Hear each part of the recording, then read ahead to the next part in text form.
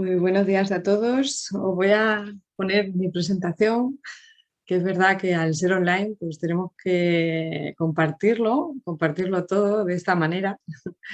Los cambios que se han producido desde la pandemia pues ha sido un nuevo diseño, ¿no? A la hora de hacer seminarios, que la parte positiva es que podemos estar más personas y en unas condiciones en las que de alguna manera pues podamos compartir más incluso, si me apuras.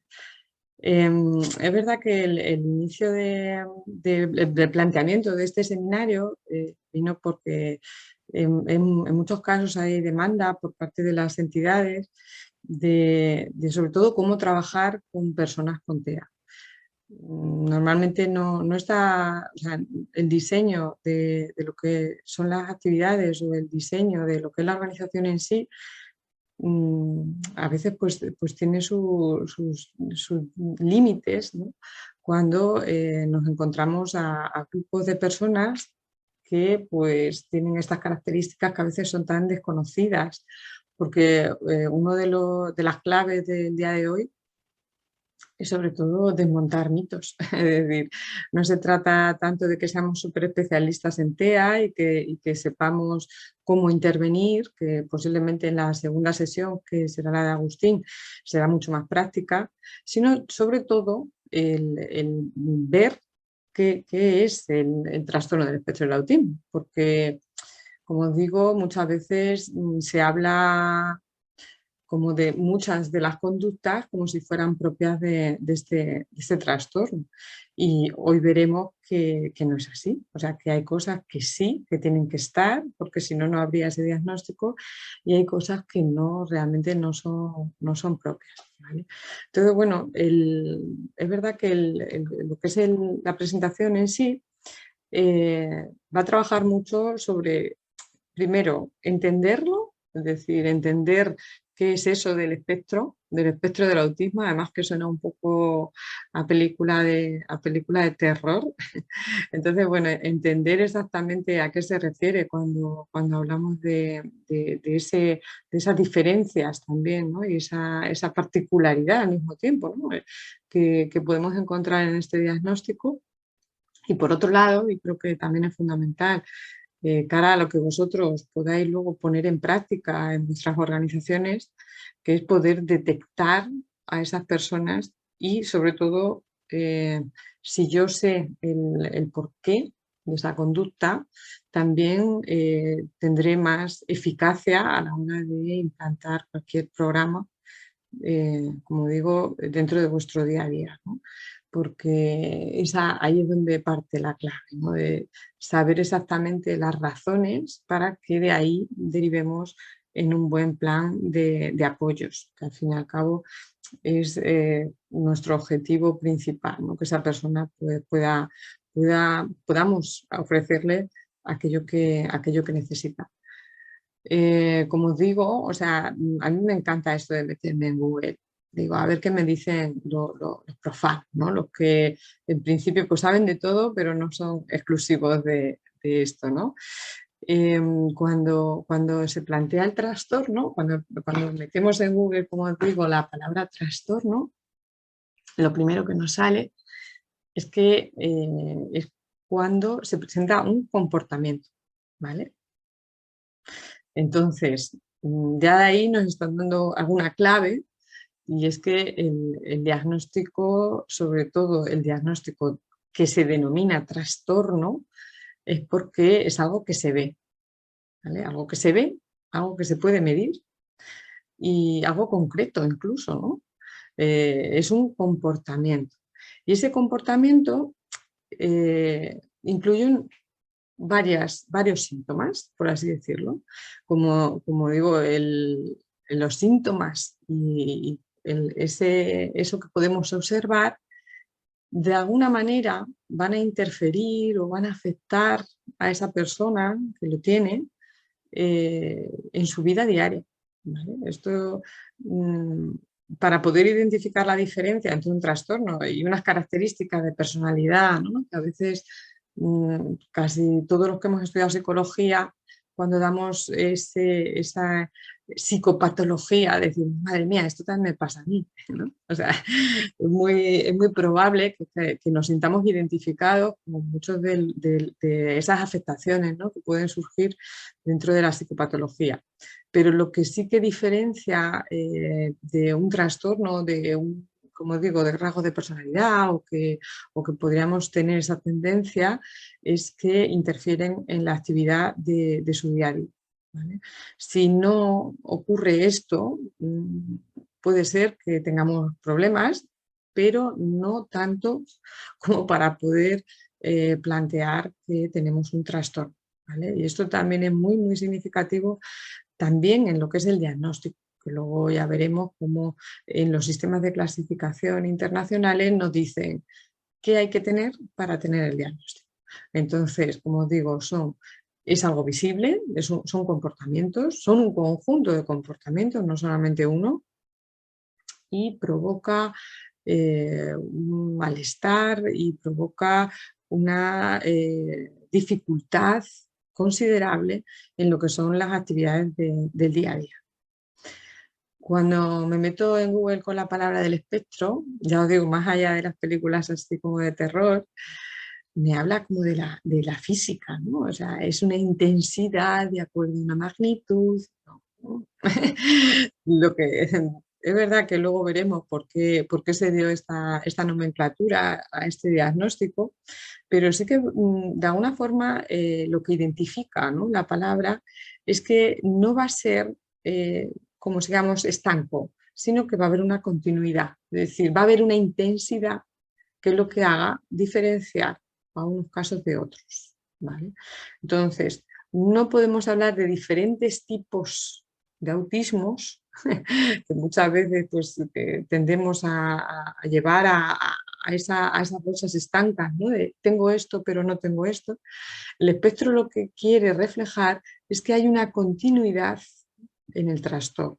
Es decir, no se trata de algo que sea, como digo, que se pueda identificar de una forma muy clara una diferencia de otra, ¿vale? Entonces, esa intensidad es lo que nos va a hacer las diferencias entre unos casos y otros.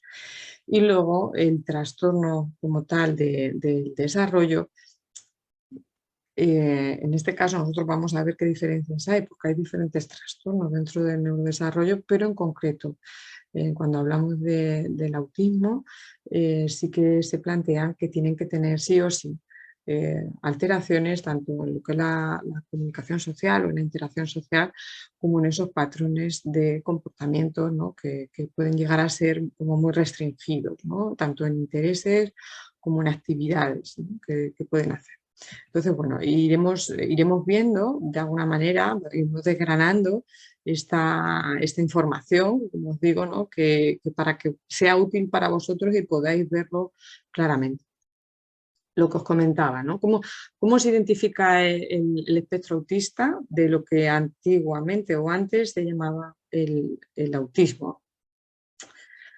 Ya a finales de los 70, estamos hablando de que, bueno, ya pasa el tiempo, se hacen estudios y se ven bueno, que dentro de aquellas personas, de aquellos chavales, ¿no?, porque eran niños, los mayores eran de 15 años, o sea, en ese momento se hace un estudio en lo que es en Inglaterra y de ahí se valora que de ese grupo de bastantes niños, en ese caso eran 132 chavales, ¿no?, con dificultades asociadas a todo el tema social y de conductas repetitivas, de ese grupo nos salen que 58 tenían conductas que se podrían considerar apropiadas, pero sí que tenían problemas de comunicación y sí que tenían problemas a la hora de hacer un juego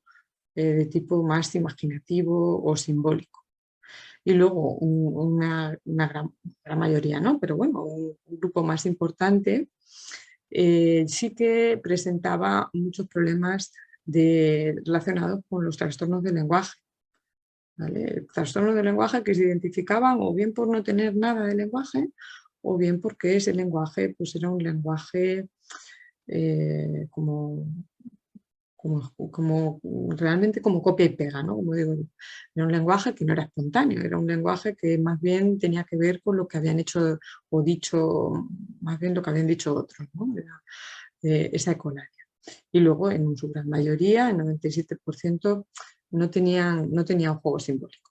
Esto es importante, sobre todo en las etapas tempranas, porque donde nos vamos a observar más el trastorno del espectro del autismo es en la relación con los otros, pero también en la forma en la que ellos se manejan con un entorno que a priori nadie te enseña, que es a jugar. Es decir, lo normal es que cuando un niño es pequeño, el juego aparece de forma natural y aparece pues primero experimentando, primero viendo cómo son los estímulos, es decir, como digo yo, es pura física, ¿no? Tiro esto y hace un ruido, cojo esto y se deforma. Es decir, al fin y al cabo, el primer desarrollo del juego está muy, muy basado en esas características más de tipo estimular, pero luego se va desarrollando un juego más imaginativo en el cual, pues, de alguna manera puede plantearse historias, ¿no? que son historias vinculadas a aquello que ven y que pueden incluso hacer un juego que sería totalmente nuevo, ¿no? Que no es nada relacionado con lo que han visto, que son como pequeños trozos de lo que han visto. Entonces, claro, es llamativo que en el caso del espectro del autismo, precisamente es aquí donde más se refleja. Y es, por un lado, en el tema de la comunicación y por otro, en el tema pues, de alguna forma, imaginar, jugar y todo lo que tiene que ver con aquello que, como digo, no estamos, nadie nos enseña directamente. ¿Vale? Cuando se planteó que había esas, ¿cómo se llama?, diferencias entre unos y otros, entre unos grupos que ya estaban dentro del trastorno del espectro de autismo y otros, pues lo que hizo fue el saltar las alarmas y dijeron, aquí hay que darle una vuelta, ¿no? Porque hasta ahora, y luego lo veremos en otra diapositiva, se había planteado el diagnóstico, como digo, con muchas limitaciones, ¿no? Las limitaciones de o eres una cosa o eres otra, ¿no? O tienes esta dificultad o tienes esta dificultad. Entonces, claro, al hablar de esa triada, ¿no? de dificultades, como es la interacción social, la comunicación y lo que es los patrones de conducta así más restringidos, pues ahí es donde nos planteamos que hay que cambiar los criterios, porque además los que habéis visto, lleváis mucho tiempo trabajando y habéis visto diagnósticos de hace tiempo, en mi caso, por ejemplo, que cuando empecé a hacer diagnósticos fue por el 2009 y bueno, ya ha pasado tiempo, pero en esa época yo recuerdo que era casi traumático, ¿no? Que viniese alguien y que le tuvieras que decir, dentro de los trastornos del desarrollo, tu hijo tiene un trastorno generalizado no especificado. Era como, ¿qué? ¿Qué es lo que le pasa? ¿No? Porque no dejaba de ser como un cajón desastre. Es decir, la gran mayoría de esas familias que venían para que le dieses un diagnóstico, le terminaba diciendo que su hijo lo que tenía era algo no especificado. Y para los que hacíamos diagnósticos en ese momento, como digo, era un poco traumático, ¿no? Es verdad que en ese momento el sistema de clasificación te decía, oye, lo puedes decir, es decir, no era algo inventado ni era un déficit mío, ¿no? Como en este caso como persona que diagnostica, pero sí que es cierto que para aquella persona que lo recibía era como, ¿pero qué significa eso de no especificar? Entonces, claro, la dificultad estaba en tratar un diagnóstico que, como digo, que se daba en la gran mayoría de los casos como algo, como si dijéramos, no sé cómo transmitirlo, pero imaginaros eso, que había diferentes estancos y hay uno que es para todo, ¿no? Y que la gran mayoría encima cae ahí, en el que no cumple los criterios para hablar de los otros diagnósticos. Entonces, bueno, como os digo, con este cambio en el sistema de clasificación se agruparon esos diferentes diagnósticos, ahora también lo veremos, entonces pues, ha dejado de ser uno especificado, ¿vale? Eso es importante transmitirlo. Otra cosa que también es significativa a la hora de plantearnos el diagnóstico es que no hay, sí, es neurodesarrollo, sabemos que hay una etiología que tiene que ver con algo biológico, pero no podemos detectarlo a través de ninguna prueba. Es decir, a no ser que haya una comorbilidad, que pueda haberla, es decir, pueda tener autismo más otro tipo de diagnóstico de tipo neurológico, es muy difícil que se presente de tal manera que le puedas dar esa clave a las familias, sobre todo, que son las que lo demandan en etapas tempranas, claro, que les puedas dar esa clave de hay un marcador biológico.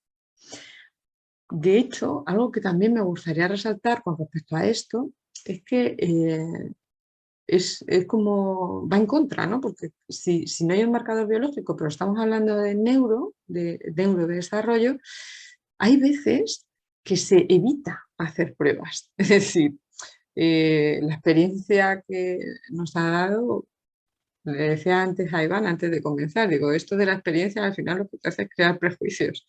Y es que a veces encontramos familias con niños con unas características que podrían ser de TEA muy evidentes y no se le hace ninguna prueba a nivel neurológico, porque ya dan por hecho de que no hay un marcador biológico y que eso estaría dentro del espectro de autismo.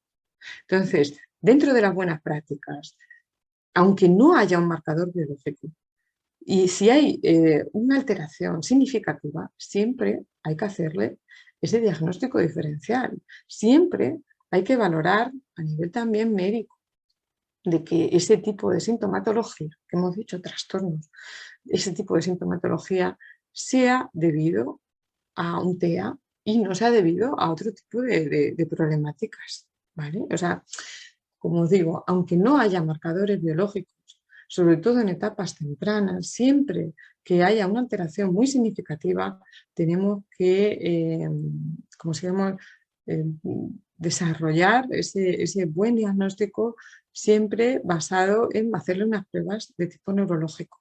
¿Vale? O sea, no quita que aunque que no haya marcadores, no quita que no se hagan pruebas que sean de neuroimagen o de funcionamiento, ¿no? De valorar qué es lo que puede estar pasando en ese cerebro, ¿no? Que no funciona como uno espera. Entonces, bueno, es cierto, no hay un marcador biológico, pero como lo digo, sí que es verdad que necesitamos que se haga ese diagnóstico diferencial con pruebas complementarias, ¿vale? Aunque vayáis a un neuropediatra, en el caso sobre todo de familias, y os diga que no hace falta, ¿vale? Que el niño no tiene por qué pasar por esas pruebas porque no se detecta nada. Entonces, bueno, aún así, siempre descartarlo que puede tener otro origen ese cuadro, ¿no? De sintomatología que nosotros observamos. Y luego es verdad que, claro, hay veces que volvemos al continuo, ¿no? Acordaros de ese espectro, ¿no? De esa intensidad o de ese continuo en el cual pues, hay veces que hay sintomatologías, ¿no? De diferentes diagnósticos que se solapan, ¿vale? Hasta hace unos años se identificaba que el autismo, sobre todo porque había una comorbilidad con una discapacidad de tipo intelectual. Estamos viendo que cada vez hay más casos de autismo, o sea, las prevalencias ahora mismo son de un caso por cada 68. O sea, imaginaros, ¿no? La cantidad de personas que podrían estar dentro del espectro y claro, los que nos dedicamos a esto de diagnosticar, sí que es verdad que hemos observado que la cantidad es inmensa. pero sobre todo porque antes se asociaba mucho al retraso mental, o en este caso a la discapacidad intelectual, con ese cambio de nomenclatura que tenemos con los nuevos sistemas de clasificación, y ahora estamos separando, ¿no?, diagnósticos, ¿vale? Porque puede haber un TEA sin discapacidad, ¿vale? Eso es importante también que quede claro, porque lo que os digo, lo que vamos a ver sobre todo son esos cuadros de sintomatología que de alguna forma pues coinciden en algunas cosas con otros cuadros y que hacen que valoremos solamente uno como si fuera el único, ¿no? Y sí que hay diferencias. Claro, ¿por qué pasa esto? Sobre todo pasa porque la presentación de ese cuadro de sintomatología o la presentación de esos comportamientos puede que no sean exactamente lo que uno espera. Es decir, a veces no se ve el autismo porque tú esperas que el autismo conlleve a una serie de criterios que sobre todo, como digo, son esos criterios que tenían que ver con el momento en el que se presentaban de forma comórbida varias discapacidades, ¿no? Entonces, claro, en esos casos sí que os parece como que es blanco o negro, o tiene o no tiene autismo. Y en este caso, bueno, hay TEAs, por ejemplo, que no presentan esos síntomas clásicos. Entonces, ¿cómo vamos a ver, ¿no?, el autismo? Sobre todo, importantísimo, ¿vale?, que sea una estrategia coordinada con diferentes profesionales. Yo sé que a veces desde el ámbito educativo nos viene en la época de infantil o en la época incluso desde los centros de atención a la infancia, desde las mismas guarderías, ¿no?, nos viene una cuidadora o alguien que está dentro del ámbito educativo y dice, tiene esto. Bueno, o vas al médico y te dice, tiene esto. Es decir, ese tipo de diagnósticos, ¿no?, que los da una persona porque realmente pues, tiene experiencia y porque sabe que conoce un caso que es igual y que me suena mucho estas cosas que hace. Hay que intentar que o sea, que cuando se haga un diagnóstico, igual que cuando os digo, ¿no?, que tiene que haber pruebas de tipo neurológico, también tiene que haber pruebas de tipo psicológico, es decir, entonces tiene que haber un grupo que sea multidisciplinar, no puede ser un solo profesional el que de alguna forma visualice estas dificultades. Y además es muy interesante cuando hay un grupo porque nos vamos mezclando, ¿no?, los conocimientos que tenemos unos y otros en diferentes materias.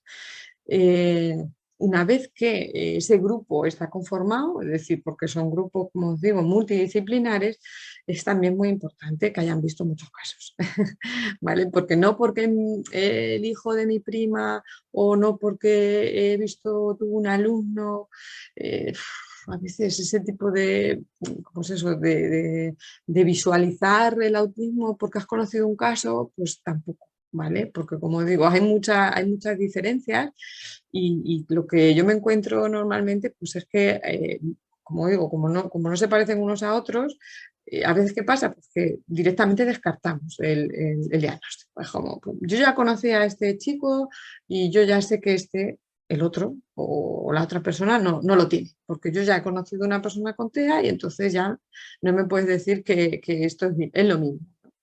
Y claro, al final te tienes que dar cuenta que tienes que ver muchos casos, ¿vale? Muchos casos y sobre todo especializarte, como todo, ¿no? O sea, dentro de la psicología sabéis que tenemos muchas posibilidades y que para poder diagnosticar lo interesante sería formarnos mucho en este ámbito, ¿vale? Porque como os digo, no es algo que se vea rápido, a no ser que haya otra comorbilidad, insisto. El sistema de clasificación actual, por lo menos yo utilizo el DSM-5, ¿vale? Sé que hay otros sistemas de clasificación que también se utilizan por parte de profesionales.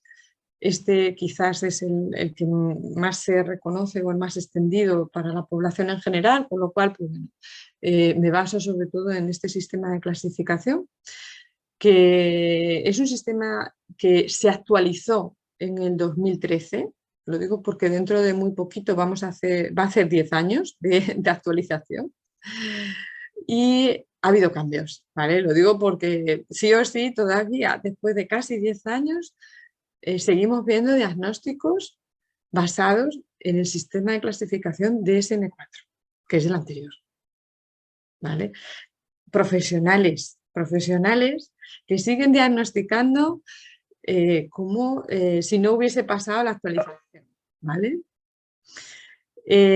Cambio significativo, que se cambia la categoría y en vez de hablar de un trastorno de la infancia, ¿vale? Se habla de un trastorno del neurodesarrollo. Importante, ¿vale? No hay un marcador biológico, pero sí vamos a quitarle de alguna forma ese estigma, entre comillas, de que es algo que se inicia en la infancia y que podría ser por una serie de factores que tienen que ver con la experiencia de la infancia. Nos quitamos ese estigma de por medio y nos plantamos en que es algo del neurodesarrollo, ¿vale? Eso yo creo que es súper significativo, sobre todo para los que trabajamos en el ámbito de la psicología, pero sobre todo con una base que tiene que ver con lo biológico, ¿vale? Pasan de ser trastornos generalizados del desarrollo a ser trastornos del espectro autista. ¿Y en qué cambia esto? Como os digo, ya no existe el trastorno autista, o sea, no existe esa nomenclatura, aunque la utilicemos, pero no existe. No existen los trastornos de tipo Asperger, ¿vale? Y como os venía diciendo al principio, esos TGDs no especificados, esos trastornos organizados del desarrollo no especificados, también por fin han dejado de alguna forma de llamarse así y ahora todos se incluyen dentro de los trastornos del espectro del autismo. Todos. Antes había también mucha polémica entre diferenciar el trastorno de autismo de alto funcionamiento del trastorno de Asperger. Evidentemente, claro, el trastorno de autismo era mucho más rígido. Rígido me refiero en el sentido de que había que cumplir unos criterios muy concretos y eso hacía que los que no se parecían al trastorno del autismo pues no pudiesen diagnosticarse así, igual que Asperger. Hoy por hoy todavía se sigue utilizando y es algo que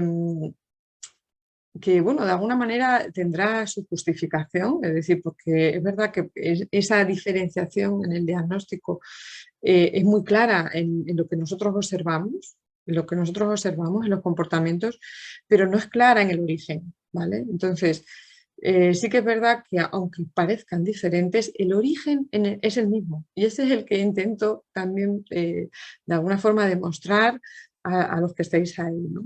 Que para que haya un trastorno del espectro del autismo, independientemente de cómo se clasificase antes, tiene que haber una serie de criterios. En el DSM-4 con respecto al DSM-5 también hay cambios con respecto a esto. Este tipo de alteraciones en el DSM-4 se tenían que presentar siempre antes de los 3 años. ¿Qué pasa cuando se diagnostica más tarde? Cada vez estamos diagnosticando personas en la etapa adolescente, cada vez más, y personas adultas. Es decir, puede ser que estés dentro del trastorno del espectro del autismo y que no hayas tenido esa apariencia de autismo hasta que no hayas necesitado socialmente esa capacidad, ¿vale? Incluso a veces se aprende, es decir, pueden llegar a aprender estrategias que hacen que de alguna forma enmascaren lo que es el diagnóstico. Pero sí que es verdad que esa diferenciación que hacía el DSM-4 con respecto al DSM-5 también aquí es significativo. Porque igual que os digo, que ha aumentado, ¿no?, el espectro desde el punto de vista de que ya no hay unas diferencias en lo que es el diagnóstico, aunque siguen, como digo, en la presentación, pero al mismo tiempo también han asumido de que no se tiene por qué dar antes de los 3 años como esa alteración tan significativa, ¿vale? 3 años. Que esto es traumático también para aquellas familias que tienen un hijo diagnosticado después de los 3 años y no han podido recibir atención temprana. O sea, es terrible. O sea, es decir, hoy por hoy, si tú tienes un diagnóstico pasada esa edad, es posible que no recibas esa intervención o esos apoyos, ¿vale? Entonces, es importante identificar que los periodos de diagnóstico también son muy importantes que se hagan en etapas tempranas, ¿vale? No tiene por qué ser exclusivamente antes de los 3 años, pueden ser en etapas tempranas. Y valorar mucho, ¿no?, que estas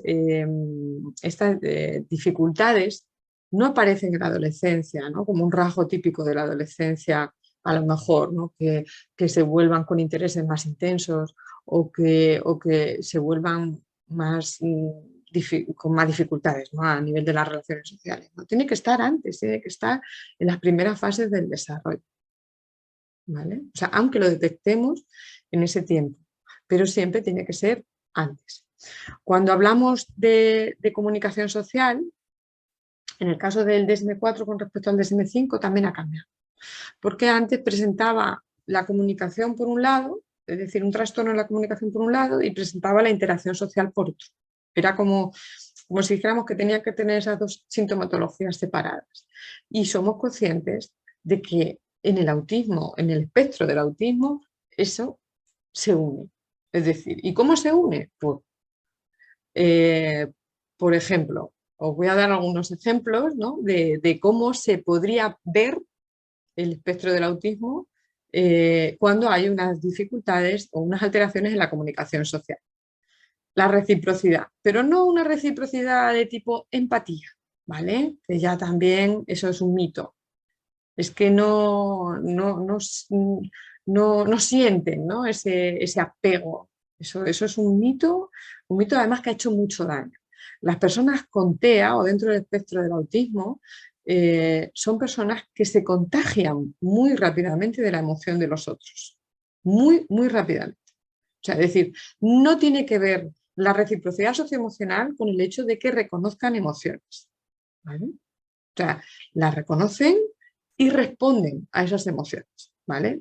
Es cierto que si esa emoción a la que responden no coinciden con lo que tú esperas, es decir, imagínate en una situación de ves a una persona llorando y se puede poner a reír, ¿vale? Si no coinciden con lo que tú esperas, es posible que el problema no está en el reconocimiento de la emoción como tal, sino en el reconocimiento de la causa de esa emoción, ¿vale? Es decir, no sabe muy bien qué es lo que puede estar sintiendo el otro desde el punto de vista más cognitivo, más de pensamiento, ¿vale? Y si nosotros tenemos dificultades para reconocer a nivel cognitivo a los demás, también tendremos dificultades, por ejemplo, para acercarnos de una manera adecuada, para mantener una conversación, para coincidir en intereses, incluso aunque no te interesen demasiado, decir, bueno, si ahora toca hablar de fútbol, voy a hablar de fútbol, ¿vale?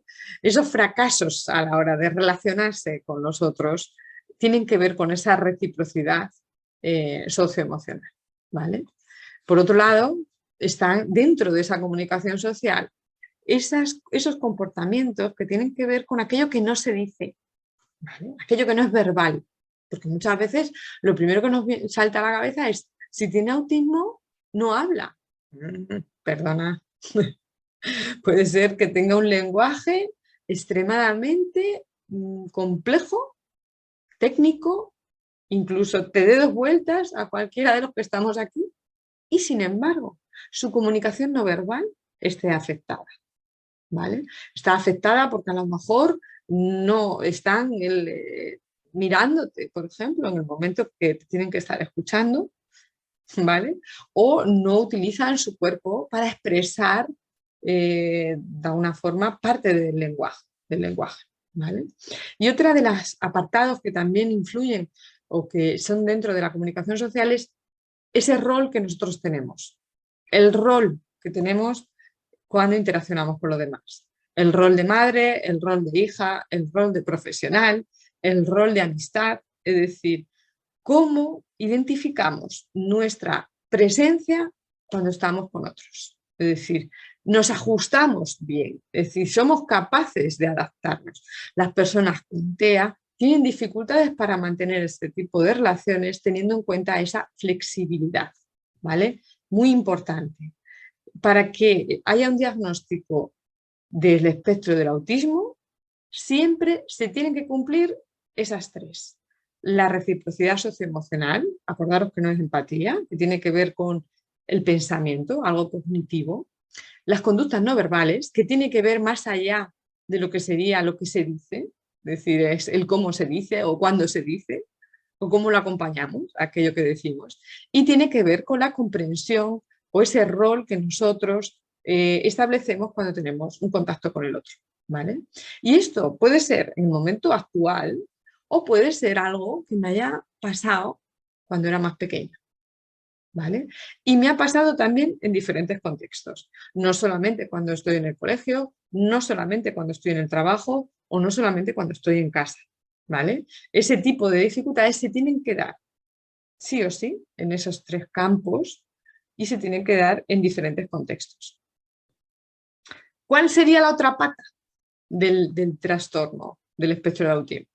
Una es la comunicación social, que como os he dicho, se tiene que presentar siempre con esas tres características de base, siempre.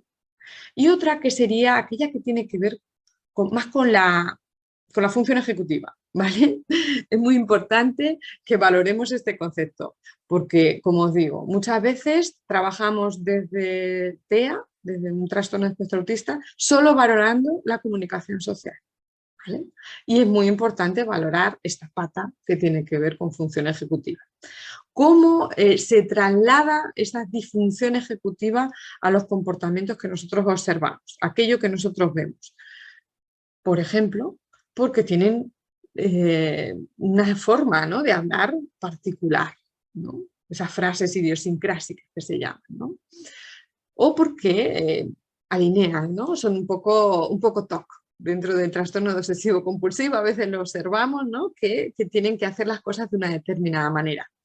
Esto también se puede ver en esa insistencia por que las cosas se mantengan, en esa insistencia por la dificultad para los cambios, ¿no?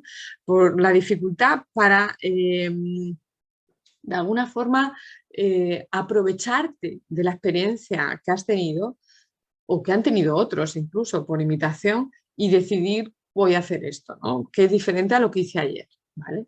Esa inflexibilidad, como he dicho, esos patrones, esos intereses que a veces son demasiado intensos o a veces son demasiado raros. Es decir, no es que sean muy intensos, pero sí que es verdad que no coinciden con la gran mayoría de la gente, ¿vale? No hay esos intereses que coinciden con los demás. Uno de los síntomas que aparecen en el trastorno de TEA que no aparecían en los trastornos del DSM-4, de los TGDs, tiene que ver con esa sensibilidad hacia aspectos que tienen que ver con lo estimular. Y cuando digo sensibilidad no me refiero solo por hipersensibilidad, ojito con esto, porque a veces da la sensación de que dicen, no, pero si no le molesta el ruido, ¿no? Es como... puede oír cosas como muy fuertes y no le importa. Es que también puede haber una hiporreactividad a esos estímulos, ¿vale? No siempre es por hipersensibilidad, sino que también puede ser por una búsqueda de esos estímulos, ¿vale? Que pueden ser estímulos tanto los que más conocemos, ¿no?, como pueden ser aquello visual o como pueden ser lo auditivo, pero también puede haber una búsqueda de estímulos, por ejemplo, a nivel vestibular, personas que van andando de un sitio para otro, o a nivel propioceptivo, de no soy capaz de saber dónde empieza mi mano y dónde acaba mi pie. Es decir, es como que tenemos dificultad para también valorar nuestro propio cuerpo dentro de lo que es un entorno, ¿vale? Entonces, aquí es algo que aparece en el DSM-5 que es muy interesante, que también se le está dando cada vez más importancia dentro de lo que es el diagnóstico, ¿vale? Porque como os digo, esto también era como que muy desconocido. Igual que os comentaba que en la comunicación social se tienen que dar todos, acordaros, ¿vale? Se tienen que dar todas esas dificultades, el rol, la reciprocidad y lo que tiene que ver con las conductas no verbales. En el caso de las conductas o comportamientos más repetitivos, intereses y alteraciones en la sensorialidad, se tienen que dar dos, ¿vale? No tienen por qué ser todos, no tiene que ser todo el cuadro, ¿vale? Lo digo porque a veces, como digo, cuesta valorar esta disfunción ejecutiva o cuesta valorar estos comportamientos que son muy llamativos dentro del TEA, muy llamativos dentro del TEA, porque a lo mejor solo se dan dos, ¿vale? Muchas veces dicen, no, si no alinea, o yo no tiene problema para el cambio, o no tiene alteraciones en la sensorialidad.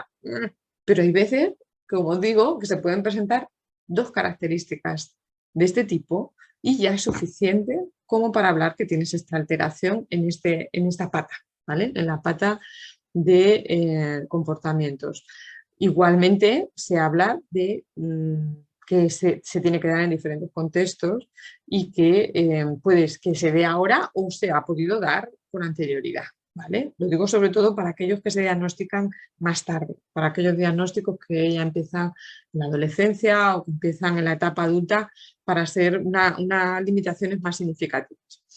Otra de las cosas muy, muy interesantes que ha salido con el DSM-5 y que me parece muy importante también valorarlo dentro de este seminario, y es que ya no se habla de esos cajones, ¿no? Como antes de TEA, Asperger, no especificado, y otros dos que uno directamente dejó de existir y el otro era bastante difícil verlo, que era el desintegrativo, pero bueno, sin irme por las ramas, el DSM-5, acordaros del espectro, de la intensidad, del continuo, ¿vale? No es que tengas autismo o no lo tengas, no es que tengas menos autismo o tengas más autismo, sino que tiene que ver con esa intensidad en los niveles de apoyo, ¿vale?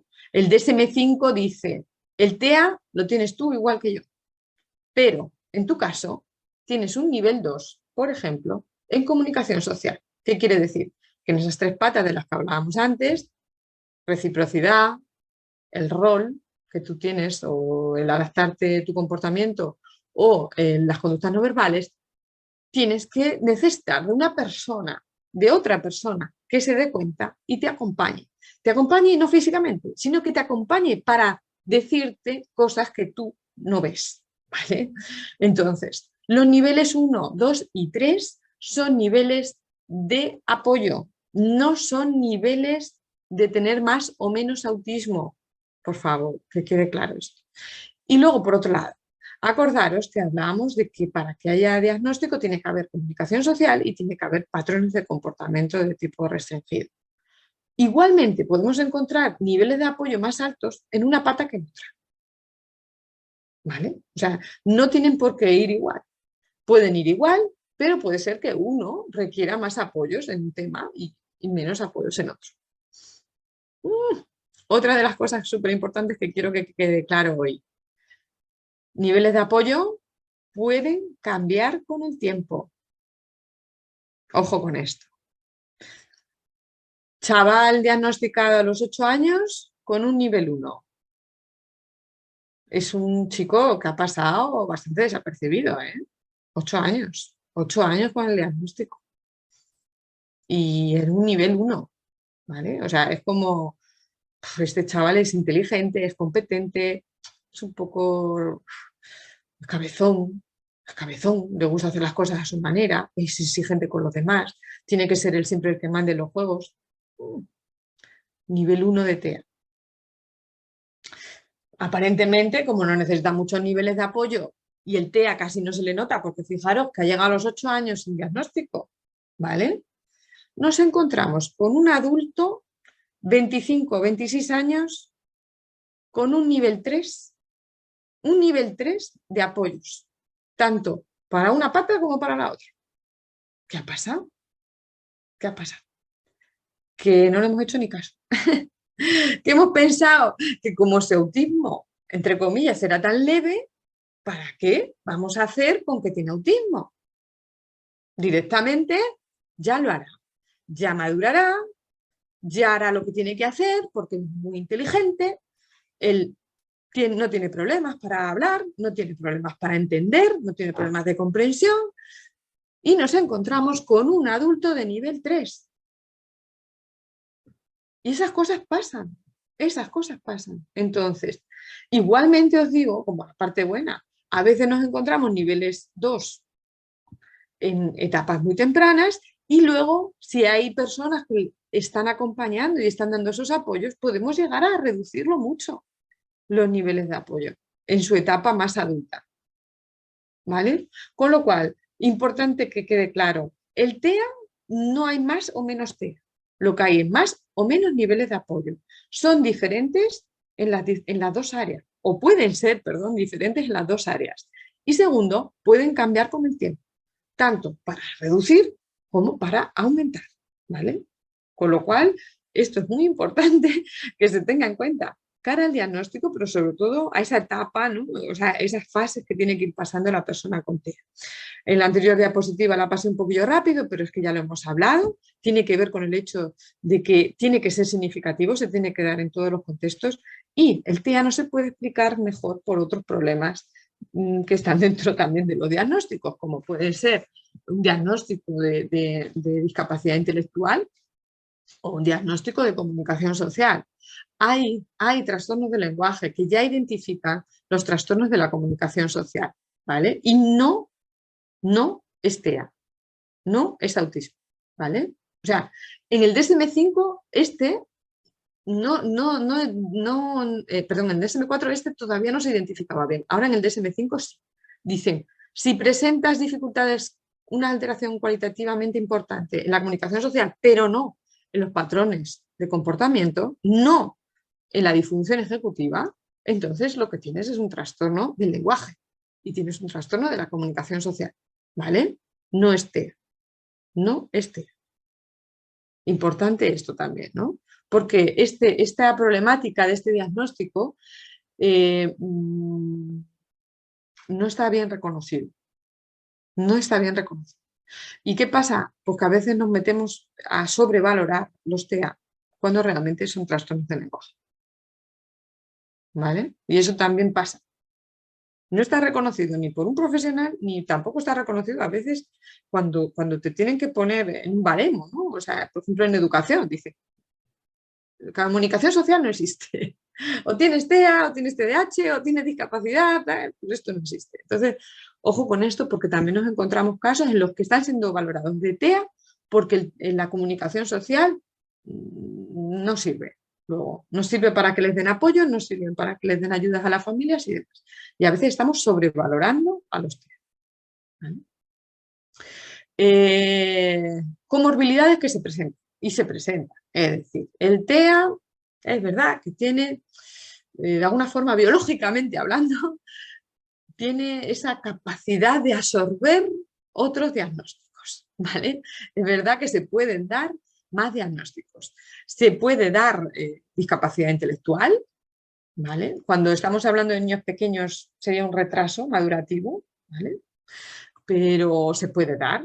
Se puede dar un retraso de niños más pequeños o un trastorno del lenguaje.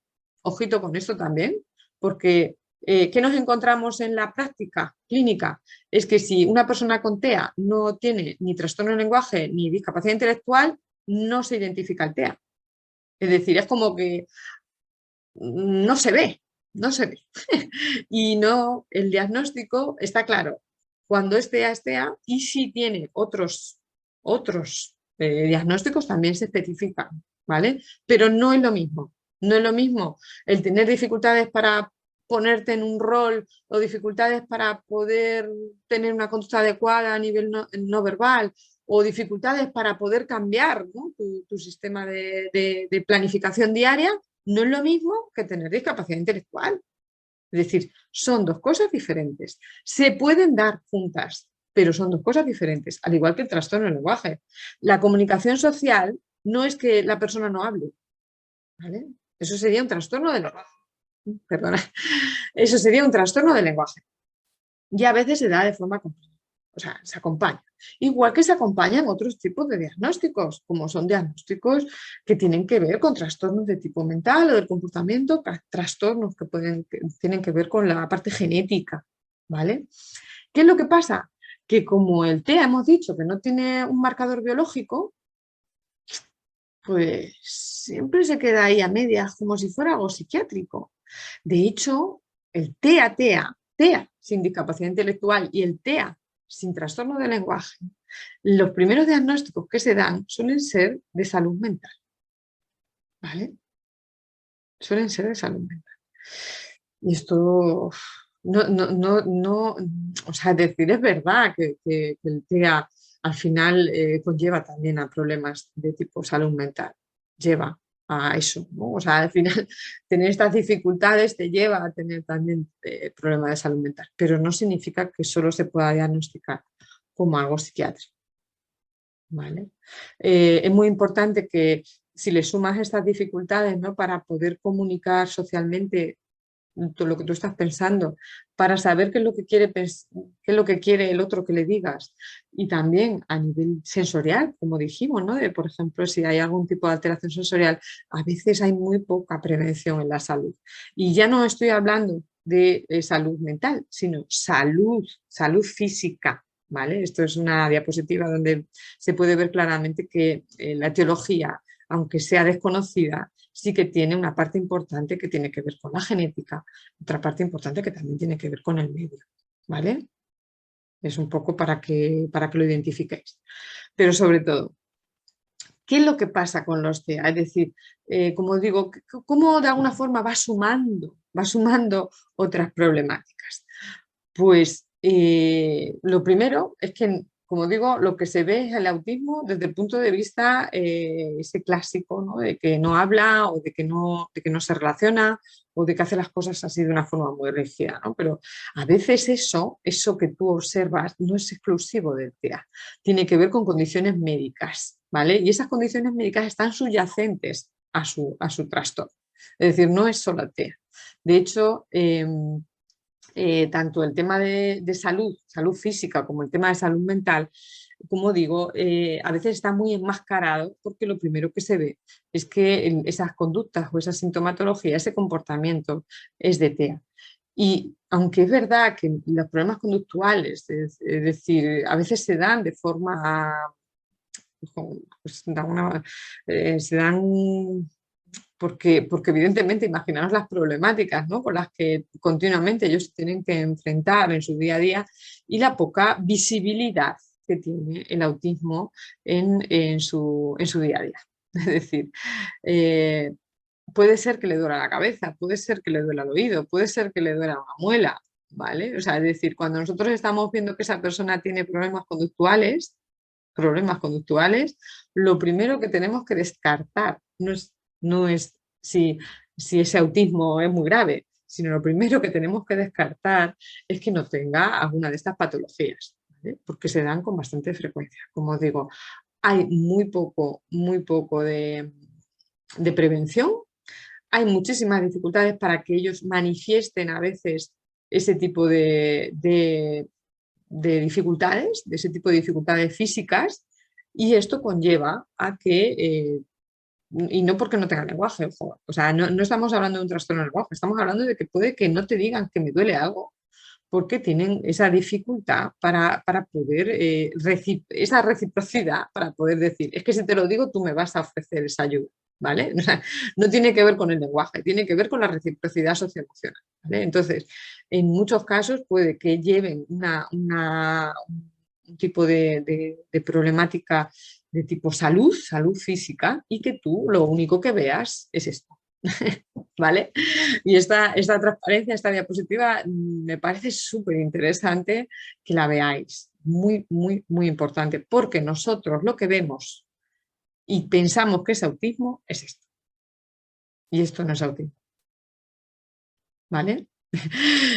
El autismo no es que haga unos movimientos repetitivos. El autismo no es que se autolesione. El autismo no tiene nada que ver con caminar de puntillas o con taparse los oídos. Vale. El autismo es lo que hemos dicho antes.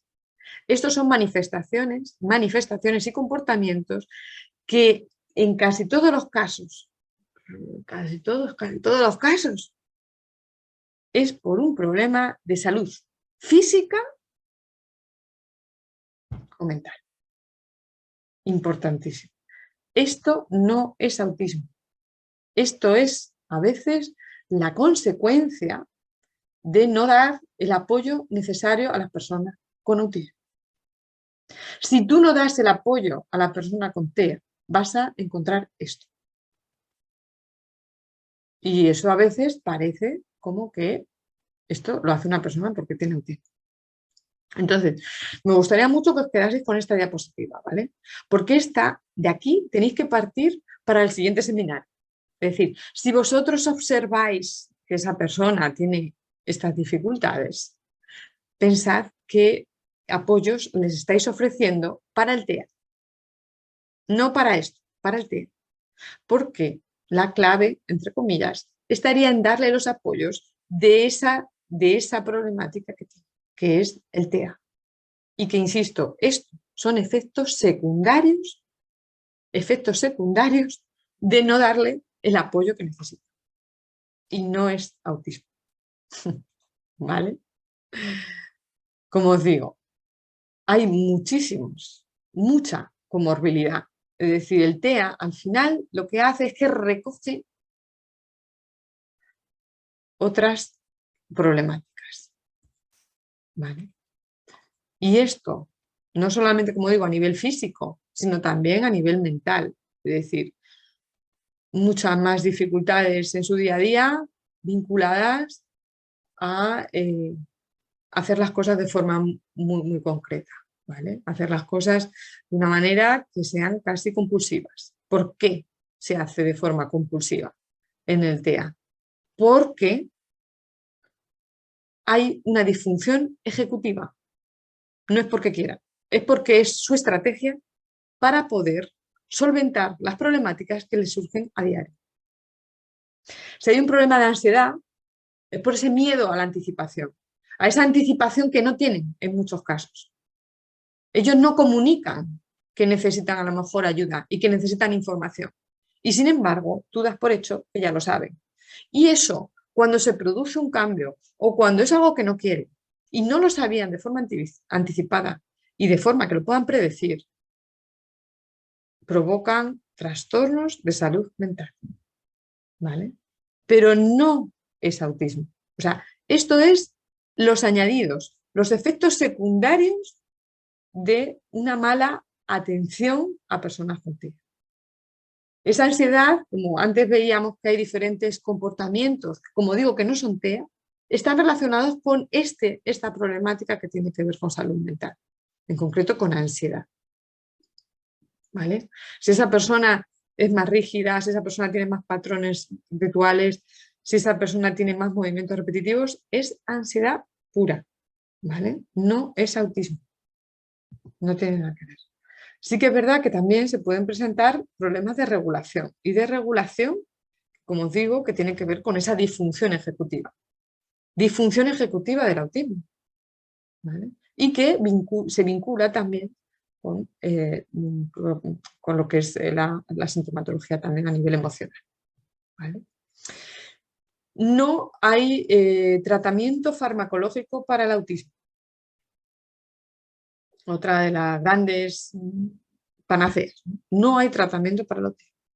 Lo que hay es tratamiento para estos efectos secundarios, que son por la falta de apoyos.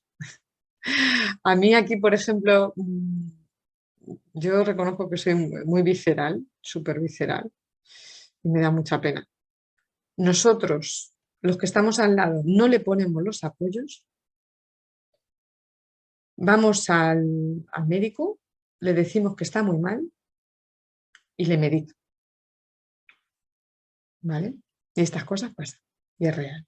O sea, es decir, y le medican a veces con cantidades, que ya no solo digo por cantidades de cantidad, sino porque van manejando una serie de, bueno, pues te voy a dar un poco para la agitación, te voy a dar un poco para el sueño, te voy a dar un poco para cuando estás agresivo, te voy a dar un poquito para cuando estás más inapetente, te voy a dar verdaderos cócteles molotov. Y es por la falta de apoyos para el TEA. Es decir, yo no digo que en una situación muy extrema o muy aguda necesiten fármacos, pero sí que nos tenemos que proponer muy claramente qué apoyos necesitan para esas dos patas que hemos dicho, para la pata de la comunicación social y para la pata de la función ejecutiva.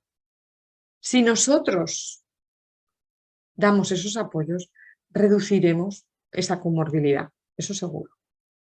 ¿vale?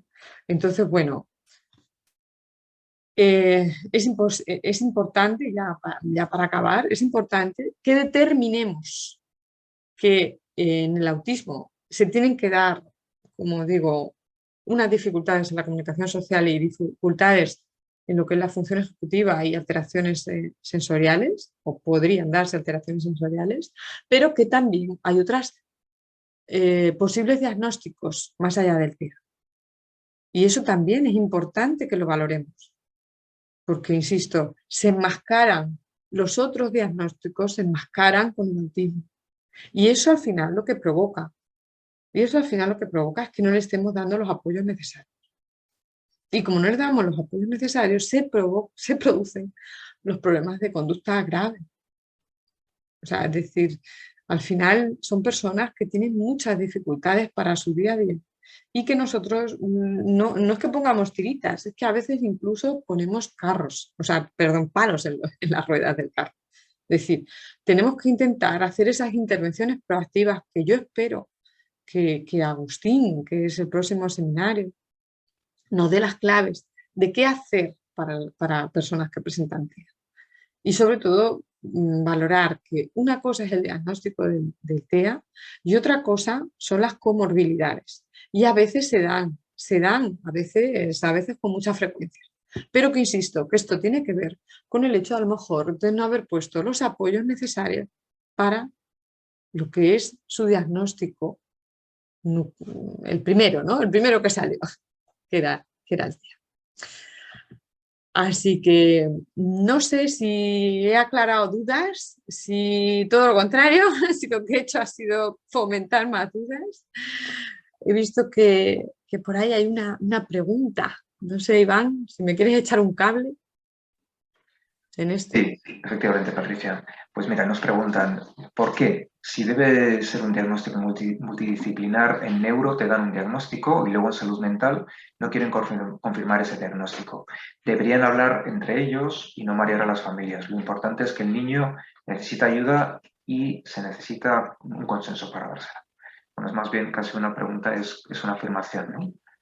Pero no sé si quieres comentarla un poco. Sí, a ver, cuando detectamos errores, que en este caso puede ser uno de ellos, ¿no? El tema de la coordinación entre diferentes equipos, sobre todo de salud, lo importante es poner medidas, ¿vale? Y claro, sabemos que existen, como dice Iván, esto no es una pregunta, es una afirmación. Sabemos que existe, lo detectamos los profesionales que nos dedicamos específicamente a esto, lo detectáis las familias que lo vivís en el día a día, esa cantidad de diagnósticos que os dan diferentes de diferentes palos, pero bueno, hay un plan que es verdad que solo es un plan sin presupuesto. Yo siempre digo que esos planes funcionan muy poco porque funcionan para detectar que hay dificultades, pero luego realmente si no hay dinero de por medio es muy difícil que existan los recursos adecuados. Pero bueno, hay un plan nacional, hay una estrategia nacional que esto ya lo contemplaba. Lo único que falta es de llevarlo, ¿cómo se llama?, de las políticas, de aquello que se aprueba en el gobierno, en el Estado, ¿no? que yo, ya os digo, esto fue hace bastantes años, se aprobó este plan. Hay que bajar un poquito de nivel, hay que ir directamente, a lo mejor en este caso, a las consejerías, de donde nosotros dependemos ya más directamente. En este caso, que es la Consejería de Salud y de Educación, ¿vale?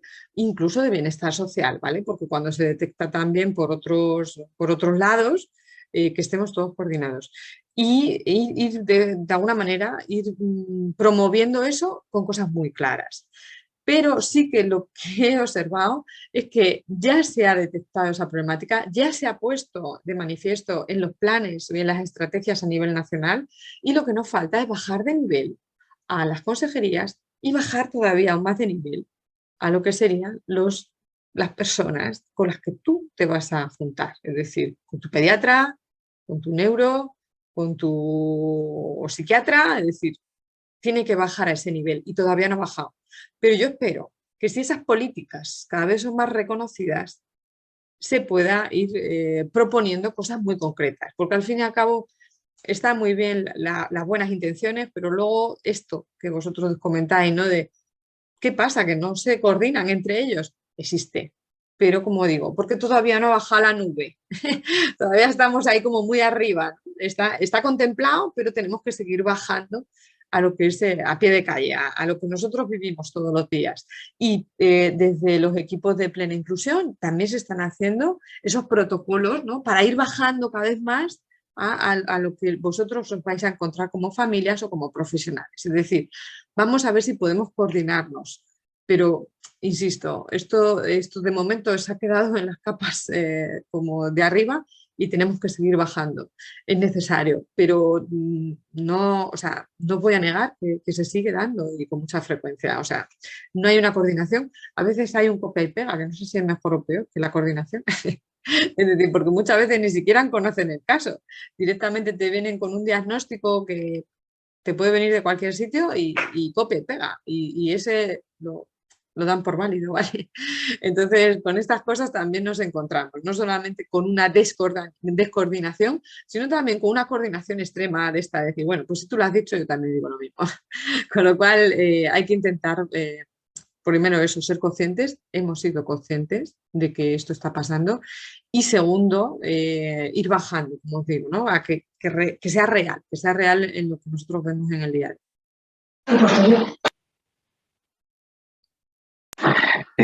Nos hacen otra pregunta, Patricia. ¿Cuál es el procedimiento a seguir para obtener el reconocimiento oficial de TEA en una persona adulta? ¿Es necesario pasar por salud mental? ¿Qué perfil profesional realiza el diagnóstico? ¿Un psicólogo, un psiquiatra? Ay, bueno, esto otra cosa igual, si bajásemos a ese nivel, porque en principio, a ver, un diagnóstico de TEA se da en las etapas del desarrollo. Las etapas del desarrollo me refiero del desarrollo temprano, normalmente a través de neuropediatría, ¿vale? El neuropediatra, y si de alguna forma presenta una sintomatología muy conductual, muy alterada, el comportamiento muy alterada, normalmente se diagnostica desde los equipos de salud mental. Eso en las etapas de desarrollo temprano. ¿Qué pasa con el adulto? Que está vendido. O sea, el adulto ya, así que como mucho, va al psiquiatra, como mucho. Y los psiquiatras de adultos, no sé por qué me da que tampoco ven el TEA muy claro.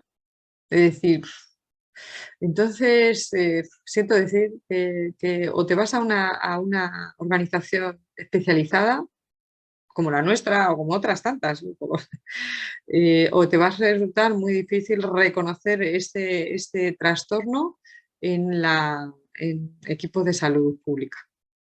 Y si se diagnostica solo el TEA, ¿vale? Se diagnosticaría desde los equipos de salud mental. Eso en la etapa adulta.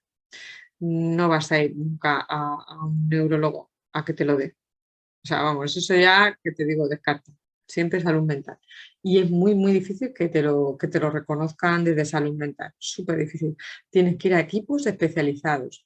¿Qué puede pasar? Que tú vayas a un equipo especializado, te hagan un informe, y cuando vas a llevarlo a un centro base, a un centro de reconocimiento de esa discapacidad o de esa problemática, te digan, necesito un informe que sea oficial. No puede ser de un equipo especializado privado, ¿no? Entre comillas, ¿no? No puede ser de alguien que no sea de la administración pública. Y en muchas ocasiones sí que al final vas con un diagnóstico, como te digo, de entidades privadas, de entidades o de utilidad pública, ¿vale? Nosotros no somos privados, somos de utilidad pública, pero tenemos ese carácter que no es de administración pública.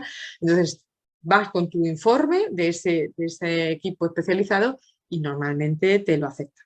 Normalmente te lo acepta, como digo, tu psiquiatra de salud pública, o sea, es decir, el psiquiatra de la administración, y después con ese informe del psiquiatra de salud te vas a los equipos pues que hacen ese tipo de estudios. A veces no es necesario tampoco pasar por el psiquiatra. A veces el equipo de centro base, sobre todo aquí en Ciudad Real, que ya nos conocen de hace mucho tiempo, dan por válido nuestros informes, ¿vale? Ellos tienen que hacer su propia valoración y su propia evaluación, pero sí que tienen claro que Autrade lleva 26 años trabajando en el autismo, que ya tiene mucha experiencia, que no tiene un fin lucrativo, no somos una entidad con ese afán de decir voy a diagnosticarte que me voy a sacar algo de dinerillo, o sea, no nos valoran bien. Entonces, bueno, aquí, por ejemplo, en Ciudad Real, no es necesario ni que, a lo mejor ni que pases por un centro de salud mental. O sea, por un centro me refiero por un equipo de salud mental. Pero para etapas adultas es muy difícil que lo reconozcan, súper difícil, casi imposible. Nos preguntan también, Patricia, si el TEA es hereditario. Como digo, el marcador biológico no está. Es decir, si fuera hereditario, posiblemente tú dirías, anda, me voy a hacer una prueba. Y con la prueba ya me sale todo lo que tengo, ¿no? Mi cariotipo, donde tú puedes definir claramente que tienes esa dificultad. Lo que sí que se sabe, aunque no sea llamado hereditario, sí que se sabe que es genético. Y los genes vienen de los padres. Es decir, ¿hereditario o genético? No sé muy bien. Ojalá hubiese un especialista en esto para que me pudiese decir la diferencia, pero lo que está claro es que al no haber un marcador biológico, no se puede considerar ese hereditario, entre comillas, no podemos predecir, pero sí que es verdad que genético, o sea, una base genética tiene. Genes implicados, muchos. ¿Cuántos? A unos les toca a unos y a otros les toca a otros. Es decir, ni siquiera a veces coincide. Es decir, esa es la gran dificultad ahora mismo a nivel biológico. Es decir, que no coincidan la genética de las personas con TEA. Que unos tengan unos, otros tengan otros los tienen los dos, otros tal, la familia se parece al padre, la madre se parece a los hijos.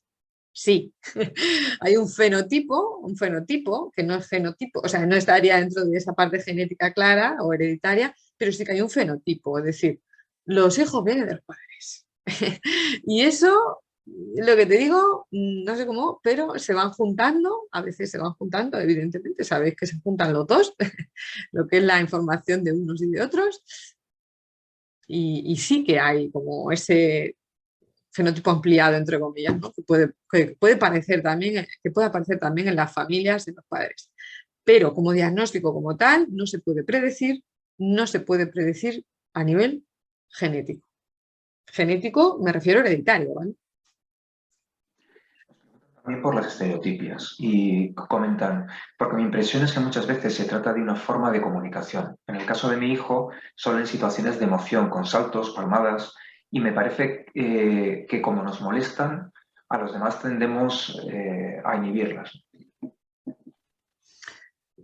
Acordados de esa diapositiva que os puse, estereotipias no es autismo. Es la manifestación de una sintomatología con dificultades para poder regularse emocionalmente. Por ejemplo, cuando dice, es que hace eso cuando le gusta algo, ¿no? Tiene dificultades para regularse.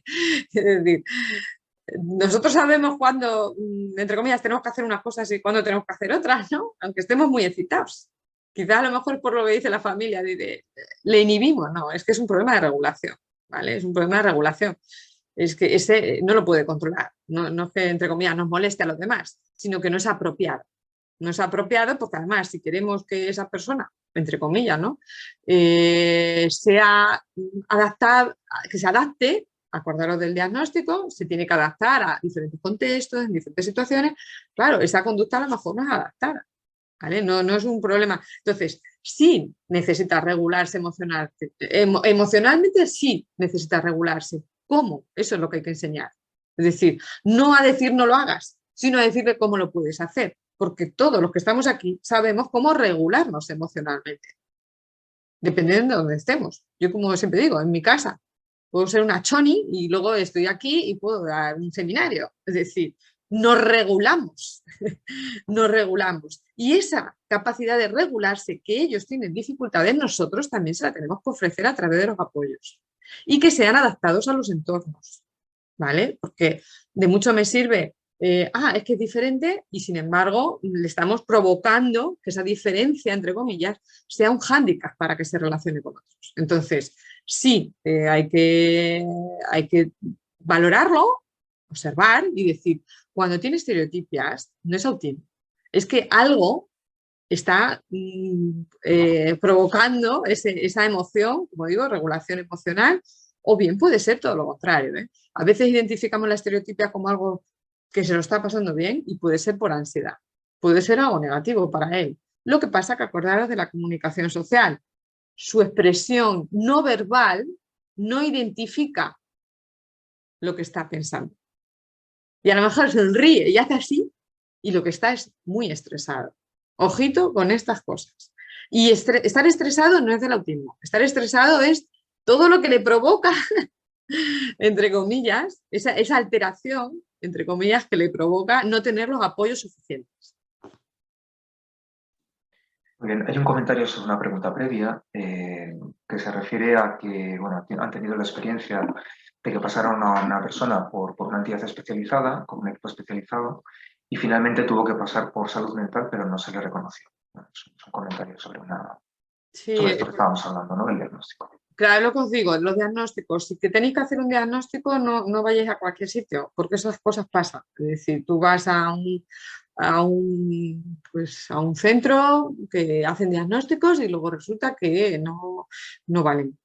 Ir a centros que sean especializados y si puede ser a ver, como nosotros, no quiero decir que vayáis a entrar, a lo que me refiero es que sean centros que no haya un interés claro económico.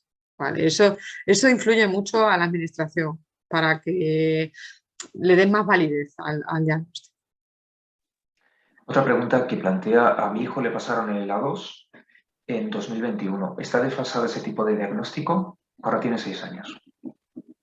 Hombre, 2021, el tiempo pasa rápido, pero es que ha pasado un año. o no lo he entendido bien, no sé, no he entendido a lo mejor bien la pregunta. Sí, no sé si se refiere al tiempo o a la propia prueba de A2, me queda la duda. Ah, claro, no sé. Bueno, a ver, el A2 es una prueba muy específica en la que se valoran aspectos o áreas de las que hemos hablado, ¿no? De la comunicación social y de la conducta. Y es una prueba que se basa en el comportamiento, no se basa en como se llama, como una prueba de inteligencia, que diga, uy, ya lo he aprendido y ya voy a hacerlo de forma diferente.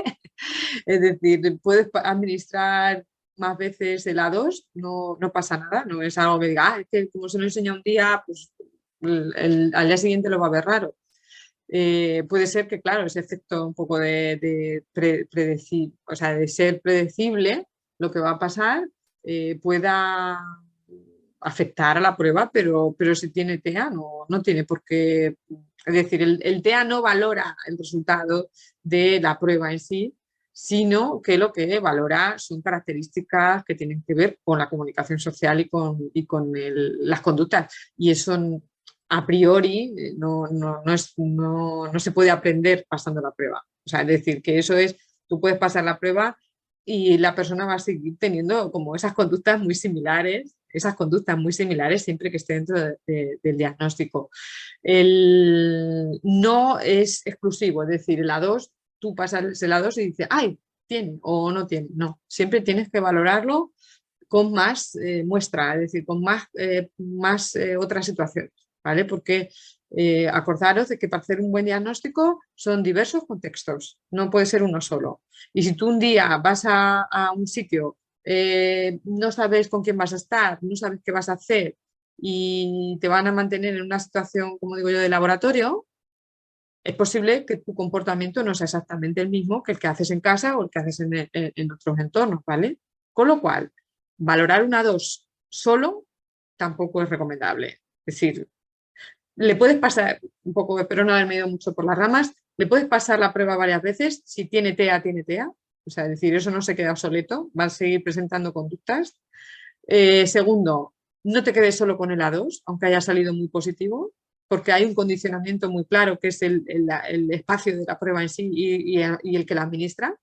Es decir, imaginaros que yo ese día me he puesto unos pendientes que nunca llevo, pero imaginaros que me los pongo ahí súper coloridos y ese día hay ruidos justamente en la sala de al lado y pasan cosas y eso va a condicionar la prueba, es decir, va a condicionar la prueba y esa persona puede presentar unos niveles que luego en su casa no tienen nada que ver entre comillas, ¿vale? Si está bien hecho el diagnóstico, sí que se tiene que parecer ahí en su casa, pero a lo que me refiero es que el A2 por sí mismo no es una prueba de diagnóstico, tiene que ser eso más recogida de información de otros contextos.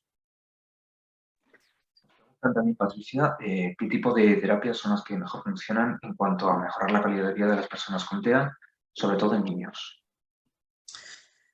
A ver, acordaros del diagnóstico. Yo como digo, terapia, diagnóstico, no sé.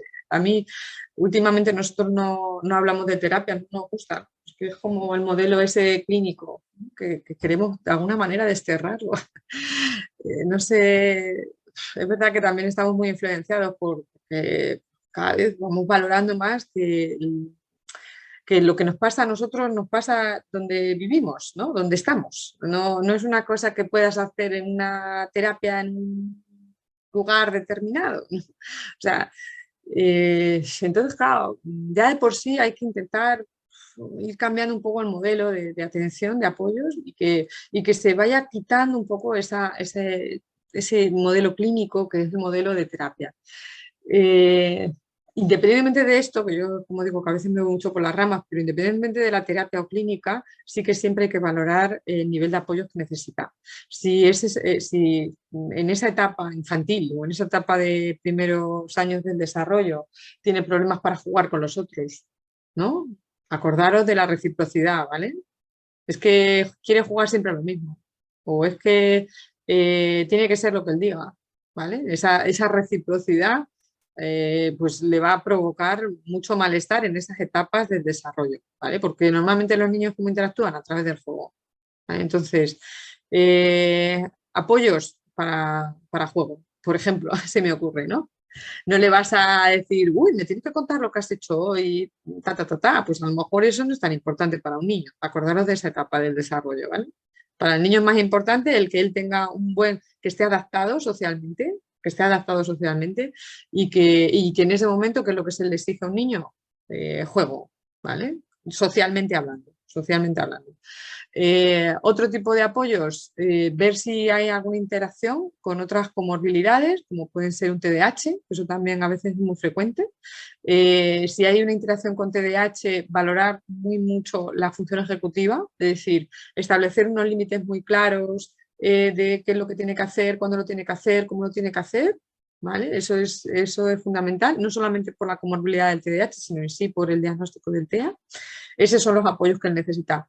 Los niños tienen que saber de forma muy clara esos límites, esa estructura, qué va a pasar, ¿vale? Y lo tienen que saber más incluso que los adultos. No es que los adultos no lo tengan que saber, pero los niños más, ¿vale? Porque es así. Entonces, como digo, en etapas tempranas, importantísimo, comunicación social, ese rol de niño que juega, ese apoyo, ese es el apoyo que necesitan y el que sepan qué hacer en cada momento.